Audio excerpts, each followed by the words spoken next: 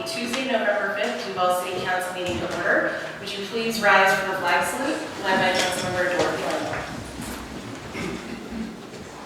I pledge Allegiance to the flag of the United States of America and to the republic for which it stands, one nation, under God, indivisible, with liberty and justice for all.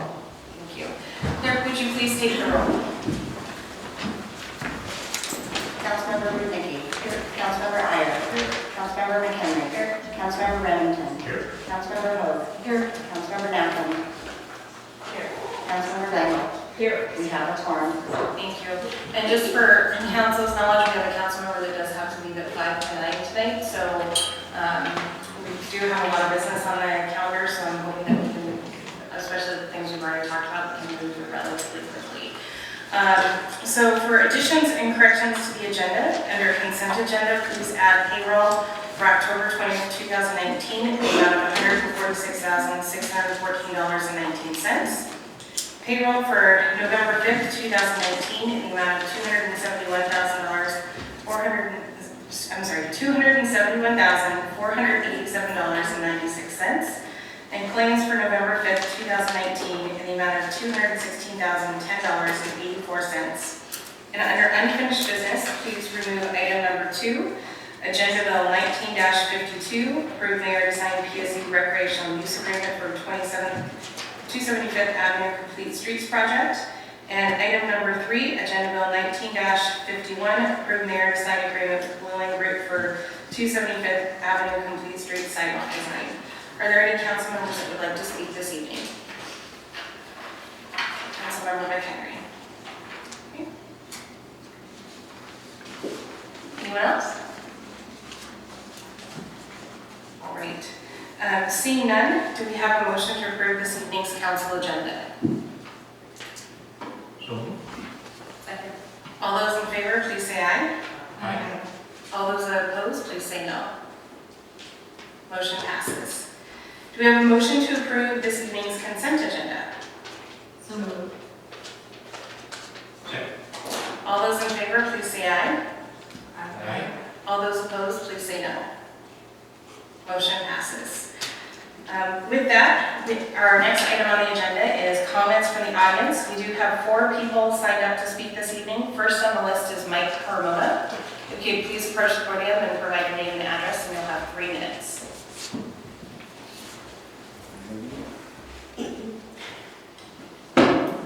Hello, Mike Carmona, with 16419 315th Avenue Northeast.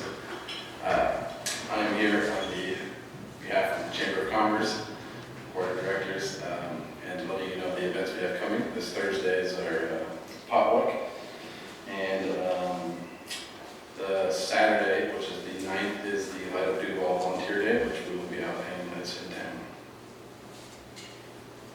That's all I'm saying. Thank you. Next on the list, we have, forgive me if I don't pronounce this correctly, Marcella Matabaisen. Matabaisen. It looked like a Y, I apologize. I'm sorry. I'll do my printing. Good evening, Mayor and Council. My name is Marcella Matabusin, and I work for Waste Management. So I am the new contract manager for Waste Management and the City of Duval. Good to see you all. Although I am a new face to you this evening, I'm not new to Waste Management. This is my 10th year with the company. My tenure has mainly been in customer service and billing, and now I've moved into this role in the last couple of months. So I'm taking over for Emily, which I'm sure you guys know. And she's still around, so you might still see or hear from her from time to time. I really just wanted to say that I'm looking forward to meeting you all, getting to know you all, getting to know the City of Duval. We are committed to providing excellent service to your residents and businesses, and we have an award-winning education team and outreach team, so we're excited about that. In the near future, I look forward to coming back to present our 2019 annual report and highlight some of the great things that we've accomplished this year in the City of Duval. And then another thing that we're really focused on is winter is approaching, so we have made some exciting updates to our website in the event that there's any inclement weather this year. So I know that was a big thing earlier in 2019.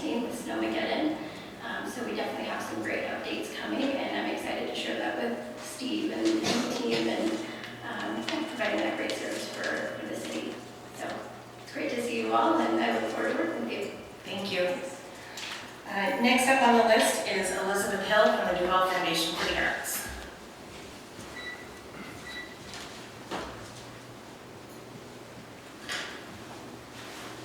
Hi, I'm Elizabeth Hill. My address is 11514 West Lake Joy Drive. And I just wanted to say I think we are getting closer to getting this stuff wrapped up. And I want to thank the council and in particular the finance committee who's been working with us and staff, Laura, Steve, and the attorneys. And so hopefully we'll get there quicker than it might look like. So thank you. Thank you. Next on the list is Connie Zimmerman, also from Duval Foundation for the Arts.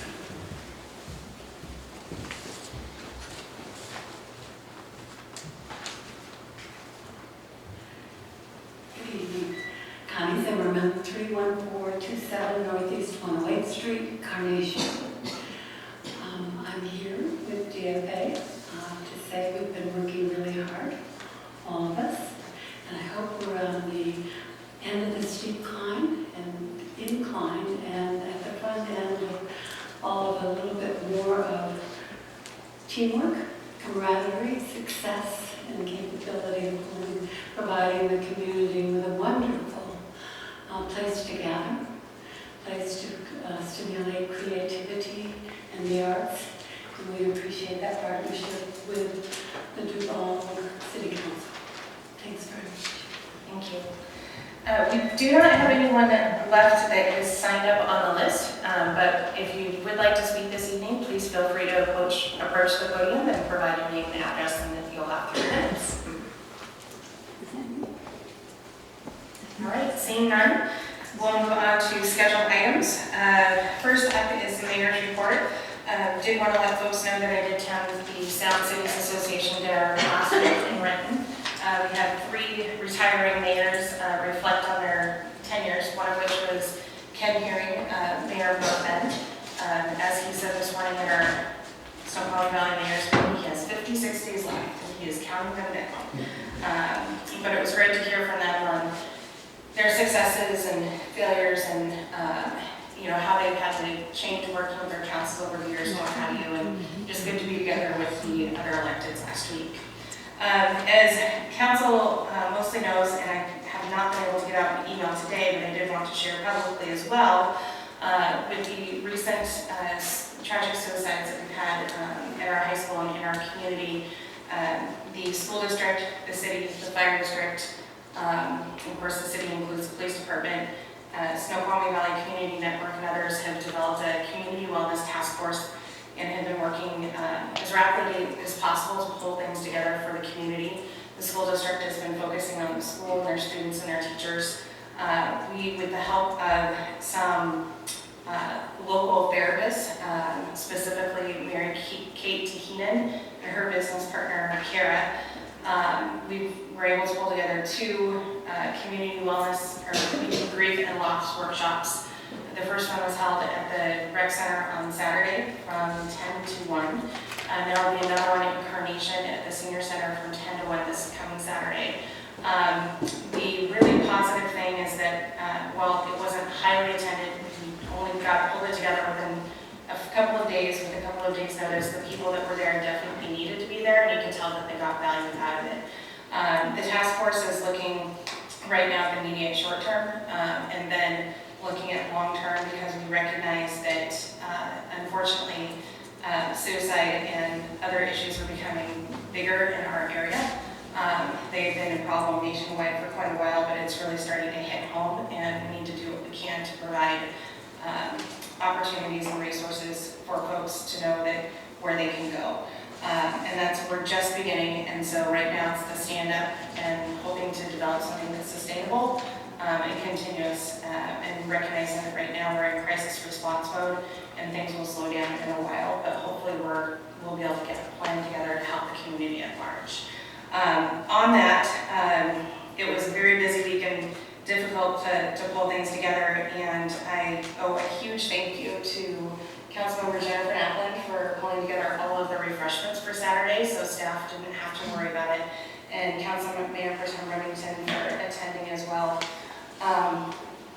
you guys both, I know it's really hard during these times to figure out, what you can do and what's going to be of value, and it may seem small to them, but it meant a lot to all of us that organized, and I think all of the people there as well, so thank you for that. Also, a huge thank you to Laura Smith from the Snoqualmie Valley Community Network. She's been very engaged and involved, and she's the one that brought Mary Kate Tahina to us, and she's really, only known her a week, but she's most definitely a treasure in the valley. Is very lucky to have her here, especially with all of the connections that she has. Within 24 hours, she had 13 licensed mental health therapists coming to Duval for Saturday. It was pretty incredible. So with that, we're going to continue to work on this as opportunities arise for people to get engaged and involved. We'll share that information. It is kind of hard since it's early. The really good news is that the school district has brought in a national expert on crisis, particularly in schools, Mary Schoenfeld. I did get to work with her in Snohomish County, but I didn't know at the time her extensive background. So she comes to us, to our task force, with experience responding to Columbine, Sandy Hook, and Marysville, and others. So she's got a really intense, in-depth background that will help make sure that we're doing the right things as we move forward. So while it's been a very tragic few weeks for the community, there's a lot of good that's coming out of it. And I, for one, am very thankful for every single person in this community that has come out and shown support for families, for the school, for the teachers, and for our first responders. So thank you all.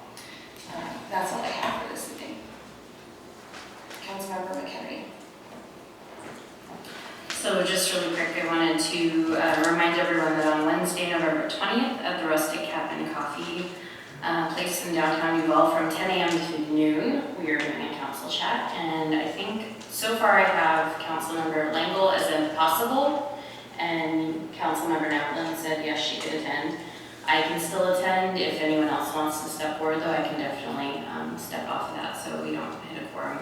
And then tomorrow's the deadline for SCA committees, and I just wanted to confirm, because I know sometimes people get last minute thoughts.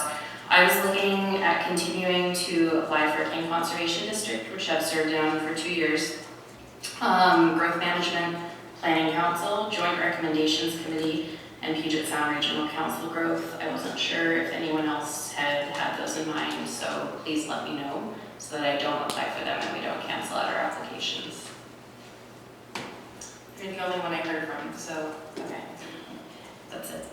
All right, thank you. Moving on, do we have any council committee reports this evening? Okay. All right, seeing none, we will move on to the administration update.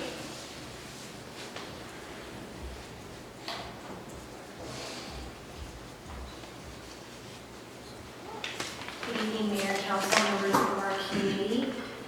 We have our exit interview for our audit that is going to happen likely on December 3rd, so thank you for council being available for that.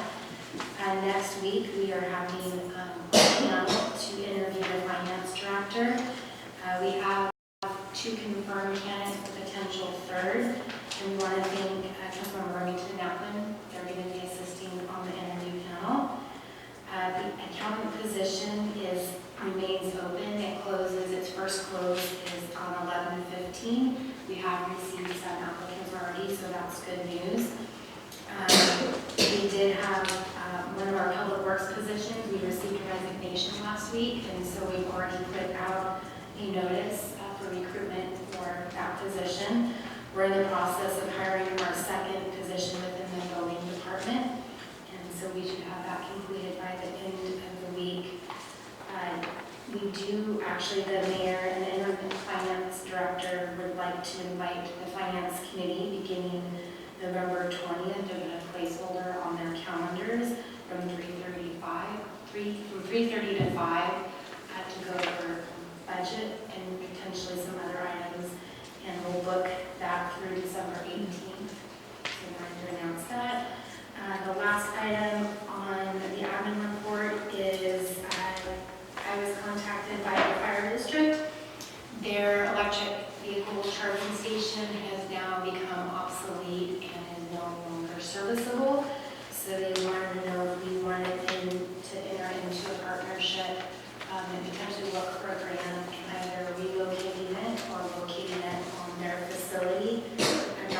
out the timing of it, so it could be where that particular station goes obsolete before we can find a place and revenue to do that. When we did the last one, we applied for the grant with the fire district, and it was installed in their parking lot. I talked with the chief, and we both feel that it probably would be better located somewhere more central than downtown. So potentially either at City Hall or maybe looking in partnership with the library and having a place there. I did want to kind of maybe just get a minute's worth of what your thoughts are, just to know so I can catch back with Chief Burke.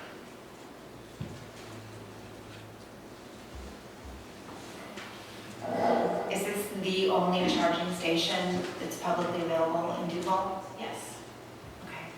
I have a funny story. I carpooled with someone to the PIC meeting, and the person who was driving had the expectation that there was a charging station there, and we almost didn't make it back home because there was not a charging station. I think it had gone obsolete.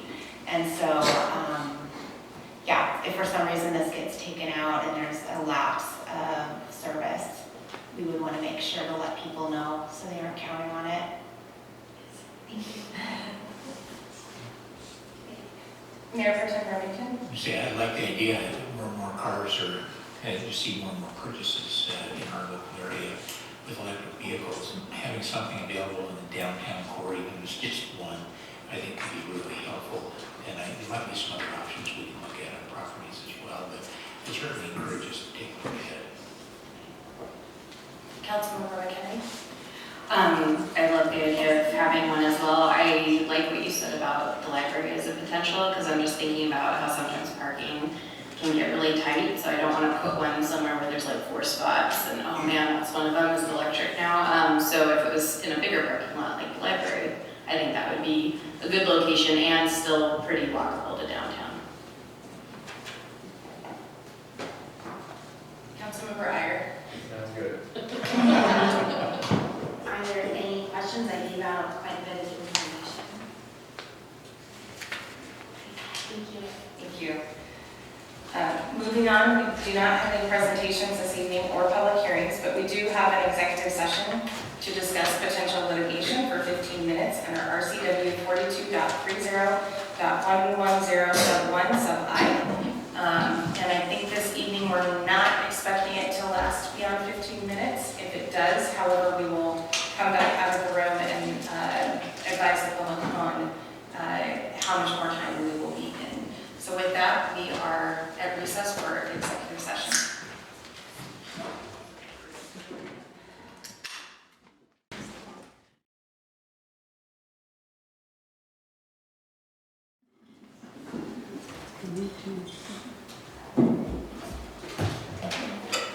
I'd like to call the Duval City Council meeting back to order at 8:05 p.m. after an executive session. Under new business, we have Agenda Bill 19-77, confirm Mayor O'Brier's appointment of Marcus Burley to the Duval Cultural Commission Position 2, a vacant 3-year term ending 12/31/20 for discussion and for decision. Do we have a motion? Move that we approve the mayor's confirmation of the appointment of Marcus Burley to the Duval Cultural Commission, Position 2. Any discussion? All those in favor, please say aye. Aye. All those opposed, please say no. Motion passes, and I don't think Marcus is here, so congratulations to Mr. Burley. We look forward to having another position filled on the Cultural Commission. Next up is Agenda Bill 19-78, contract amendment for paramedics for discussion and/or decision. Mr. Lenishevsky, please. Good evening, Mayor and Council, citizens, staff, Steve Lenishevsky, Public Works. Inside your packet is a business item, and one thing to excuse here, I wasn't sure how we do amendments, so I put it on for discussion decision. It isn't new, so I don't know. With that said, I had a few questions today. What this is the intent is to change the contract around for 2 things. One, an expiration of contract terms, technically it's over. And then two, in looking as we are going through our comprehensive system plan analysis and looking at our CIPs and our operations and coming out with a whole new GSC, General Facilities Charge for Development Connection, as well as studying the rates to make sure we are looking at our short-term and long-term operation strategies over 10-year periods to make sure we collect enough money on a monthly basis to operate the city's system. This is the perfect time to do this for sewer. So sewer within this tax through parametrics had a capital improvement program list, as well as looking at the general facilities charge related to that. So the numerator being the new capital improvement list, the denominator being the remaining development in the city, and it spits out a number. It's a little more complicated than that, but that's kind of just the simplistic way to look at it. What we weren't looking at, and I brought this to the forefront here, because I think it is warranted, is we need to look at our rates.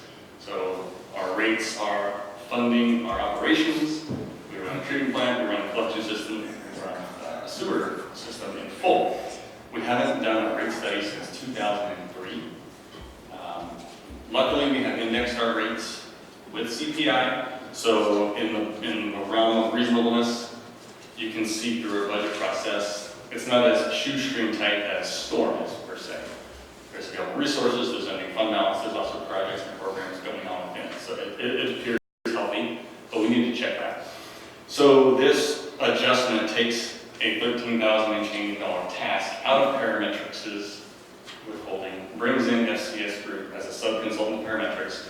There's obviously some T&M for parametrics to run that contract, and then FCS Group is working on the total capital project program list and that GSC, as well as studying our rates and all the operational costs. That is the major difference in this, as well as extending the time from now, which was September 18th of 19, through the end of December 31, 2020. There's plenty of work going on. It will take them time to do the financial study and analysis. We are coming to the conclusion of the CIP list work with parametrics. We are obviously on a break because we are out of contract time. So we don't have much risk. They have the risk in us not paying them for work that's out of contract. With that said, I had a question today: can we extend the contract that is expired? And the real answer is no. So I have a different approach, and there will be a reinstatement and amendment agreements that we have previously had. So Rachel and I worked on that this afternoon. So I do have that here if we are interested in moving forward tonight. We are paused on all this work. I do believe it is work we have to do. Another question is, where's the money going to come from? So in just generally reviewing the budget, we have an FTE we have not hired yet, so we have $60,000+ in salary and benefit savings for the year 2019. Our operational work with utility, i.e. purchasing PSC power and gas at the plant, it's budgeted at $400,000 for the 2-year term. We are clicking away at seeing like $165,000 through the year end. So we are ahead on that budget line. We can absorb it for that too. And we are looking ahead to in our monthly revenue. Again, we're going to look at the rates in general. So we have enough money in the general budget to absorb that through the allocated budget that we have. So technically, it don't need any adjustment. There's ending fund balance as well, and I'm not saying do whatever, but we really don't need to worry about this. We'll adjust it through the mid-buy and identify the new costs through professional services and just shift those monies internally. That would be my proposal at this point. With that said, did I miss anything on this? Floor is open. Councilmember Britnicky. I read through everything, and I think for the priority of what we have to take care of with those things listed, and that the funding is available, I'm comfortable with moving forward on this contract amendment. Councilmember Iyer. I think it just, so could you explain to me how you did the workaround on the expired contract? Yep, so Rachel put together an amended and reinstated contract form.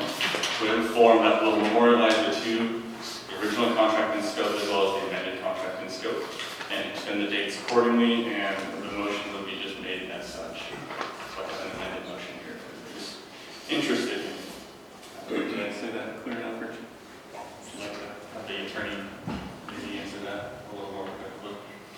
essentially, you're entering into another agreement, it's a separate agreement, but that agreement says that you are hereby reinstating the original agreement with certain amendments, which are set forth in here, which are the amendments that weren't contained in the amendment that Steve was originally going to bring forward. So it's adding that additional amount of money and that additional scope of work to the original contract, and then making it so that old contract is in full force and effect again.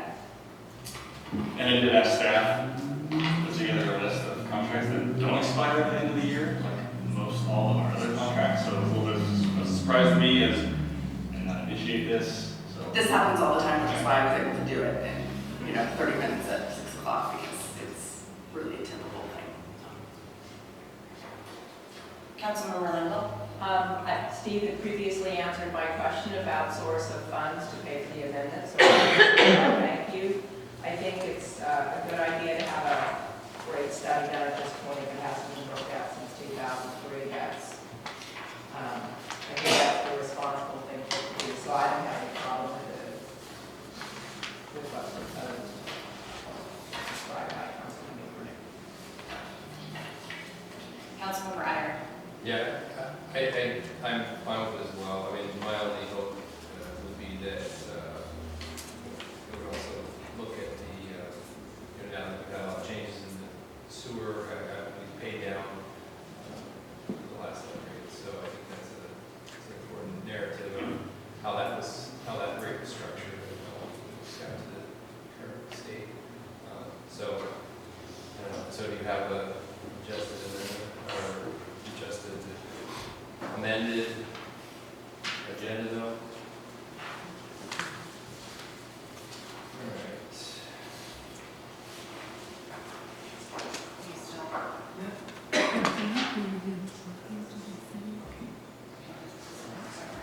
Councilmember Natalie Wolf, Councilmember Iyer, please. So I just wanted to say I'm glad we will be looking at rates, and I think the community would love to see their rates go down, maybe level off. I mean, the numbers will tell the story, I'm sure, once we get into it. But just a reminder that we did talk about using some of that affordable housing sales tax money as a relief, I think, for some low income potentially. And so it looks like there wasn't a request to look at a rate structure that would be variable for the residential. It would still be level for residential, so it wouldn't be based on any type of usage. Is that correct for residential? So currently, well, yes and no. So we have residential, we have commercial, and then we do have low income reduced rate structures already. We already. Current program, there's a Okay. 10, 15, and 20% reduced. That's our current. And yeah, then you have to qualify for those. But Okay. yeah. Okay. Yeah, because right now, if you are a single person living by yourself and only flushing the toilet and using water for one person's sake, you pay the same as my big family. So I think that's a little bit of a struggle. Councilmember Iyer.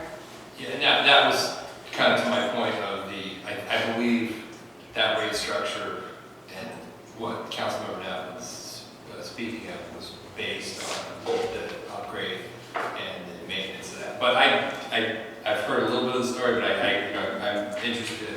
very interested to see how that plays out in this rate study, and it's an important way that we maintain our infrastructure. And one bit of interesting conversation that didn't happen today. So commercial does pay their base plus consumption on their water draw, so the more they use of water, the more they do pay in sewer for commercial. So that is something to point out. But I know it seems like we're all augmenting the guy who pays less or the family who pays more, whatever it is. But we all pay for nature too, and I went over the numbers today. We're running 400,000 gallons a month on average, and our utility rates are down. Why are our utility rates down? Because we're not buying as much power, because when it rains, we're processing 1 million gallons a day on average, which costs us more. So the more work we can do in limiting that water intrusion into the system, the better off we will be, and that's where I&I can come into play. And there is capacity eligibility on some of these operational activities. So there's lots of stuff to study, and I think it will be good to go through it all and get it updated. It's been too long. I think there's a person sitting in the seats here that may have signed on this contract, so she's not paying attention.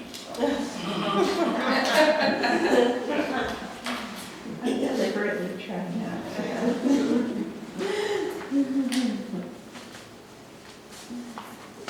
Councilmember Iyer. In terms of process, can I just make a motion? Do we need to amend this at all, or can I just make a motion for, A motion to amend that. If council's ready to make a motion, did you hand it to the agenda? You can just read the motion straight off. okay, so I move that we pass Agenda Bill 1978A, authorizing the mayor to enter into a reinstated and amended agreement with paramedics in the amount of $168,974.56 for the wastewater system evaluation plan contract 2018. Second. Any further discussion? All those in favor, please say aye. Aye. All those opposed, please say no. Motion passes. Thank you. Thank you all. Moving on to Agenda Bill 19-79, Duval Village Release Agreement for discussion and or decision. Ms. Thomas.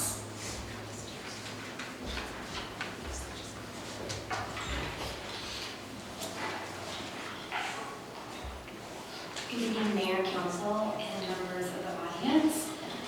The first item that I have this evening is the release agreement, and so that's part of Agenda Bill 1979A. This is technically a first reading. We did have a discussion earlier this summer on the release agreement that would be coming forward.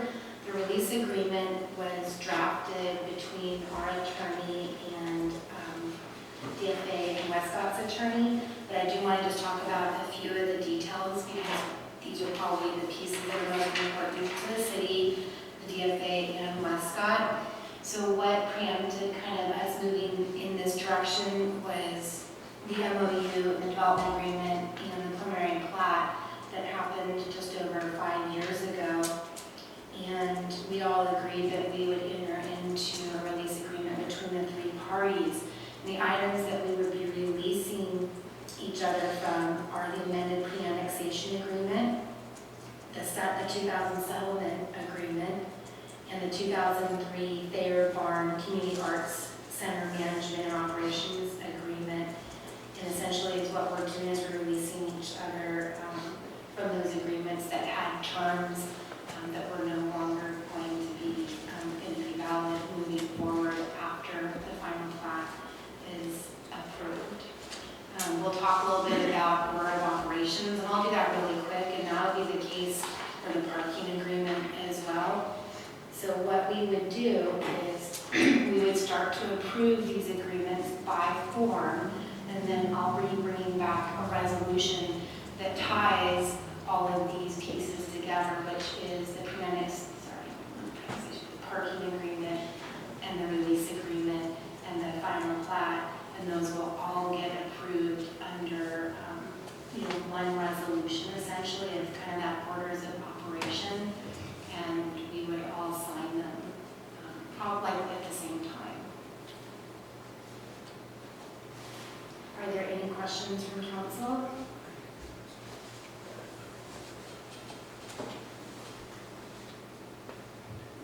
Okay, seeing none, we'll move on to the next agenda item. AB 19-80, Agreement Extension for Duval Foundation for the Arts, discussion and or decision. Good evening again, Mayor and Council, members of the community. So this is an item that has been requested by DFA to tie all of their approvals into, basically one package and under essentially the development agreement timelines. I worked with DFA to come up with some draft language along with Kim Adams, who's our attorney. This is just, for a first review. We're not requesting approval of this evening. This is important to the DFA. They have a,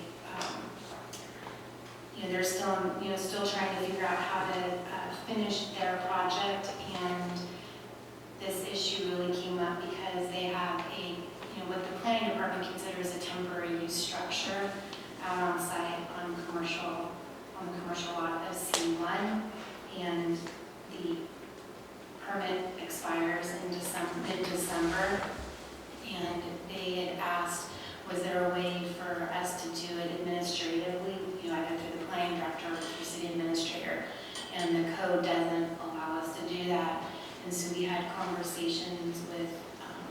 our internal team, including our attorney, is there a pathway that we could do this jointly with DFA? And so it was suggested that we look at essentially an extension of approvals. And when I talked with the public works director and with our attorney, we looked at using the development agreement as kind of that final timeline, and that expires in 10 years from the date that it was initiated, which was in 2015. So it would expire mid-year in 2025. Are there any questions from council at this time? Seeing none, we'll move on to unfinished unfinished business. Agenda Bill 19-55, approve and authorize the mayor to execute a joint use parking agreement between the City of Duval and Foundation for the Arts. Good evening, Mayor, Council, and members of the community again. So this evening is what I would call, we're getting towards the end. We've seen this agreement come forward a few times through committee and then also through council. So this evening we are asking for an approval to form. But before we do that, I did want to make sure that council was aware that there were some requested changes from the last meeting, and I want to go over those really quickly with the council.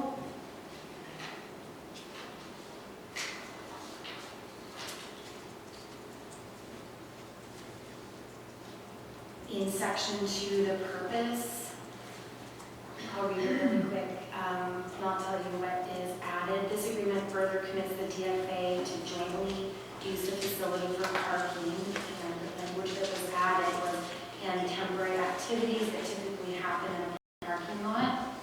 So that was the portion that was added, and what remains is to serve the DFA property, parcel C3, and patrons of Snoqualmie Valley Trail. This agreement specifically outlines the terms and conditions by which the parties have agreed to use, operate, and maintain the facility. Staff didn't see any issues with that change.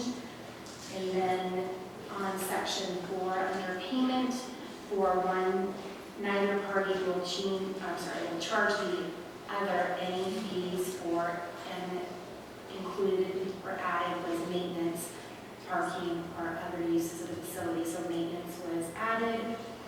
In section 5.2, there is no longer section 5.3, so that was removed. And then towards the middle, they added the word at, so it reads better. So we didn't, staff didn't have any issue with those changes, and they were reviewed also by the attorney as well. The last requested change is to section 11, leasehold tax. And so the new suggested language reads, if leasehold tax associated with the facility comes into effect as a result of implementation of this agreement, the party shall bear responsibility for leasehold tax, if any, due as a result of uses that are affiliated with that party. DFA shall be responsible for leasehold tax, if any is due, for use of the facility by DFA or DFA authorized guests. If the city authorizes other entities to use the facility with or without DFA's permission, and leasehold tax becomes due as a result of the use by those other entities, and those entities are not DFA guests, DFA will not have any responsibility to pay leasehold taxes resulting from those city-affiliated uses.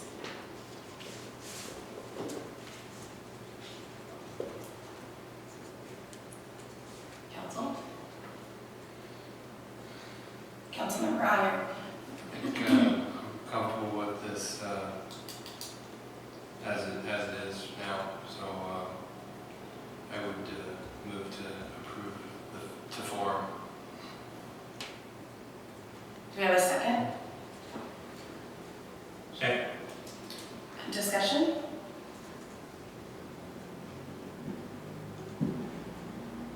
Alright, seeing no discussion, all those in favor to approve as to form, please say aye. Aye. Aye. All those opposed, please say no. Abstain. Abstention counts as an affirmative vote under state law. Are you approving the form? I understand an abstention. No. How's that? Thank you. Clerk, do you have what you need? Motion passes. Thank you. Moving on to Agenda Bill 19-60, approve and authorize the mayor to execute a contract with a low responsible builder asphalt patch systems in the amount of $48,874.34 for the 2019 asphalt repair utility project for discussion and/or decision. Mr. Laniszewski.